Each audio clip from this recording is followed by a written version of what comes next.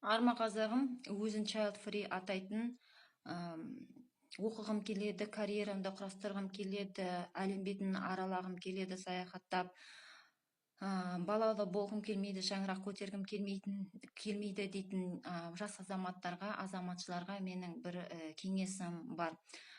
Сіздер осы жас болып тұрған кезде репродуктолог банктерге барып, өздеріңіздің биологиялық материалдарыңызды тапсырған жөн болады. Яғни яйцеклетка мен сперма деп аталынатын нәрсе.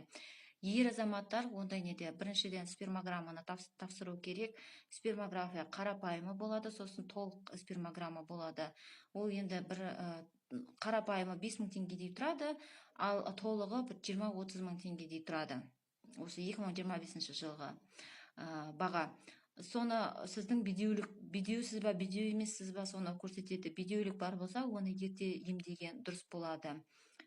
Сосын тапсырып болғаннан кейін жаңа материалдарыңызды сіз алаңдамай өмір сүруіңізге болады.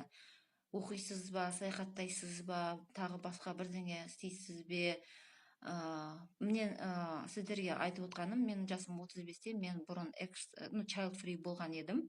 Бірақ 30 келеді, 40 келеді. Сосын біз адамзат маймыл ата-бабамыздан қашыққа кеткен жоқпыз. Сондықтан қай жануар болғандықтан біздің бәрібір жаңа табиғатымыз үлкейе келе күшіне міне бастайды, гормоналдық өзгерістер болады, балалы болғым келеді деген сияқты ойлар көп тола бастайды. Одан қашып кету өте қиын болады.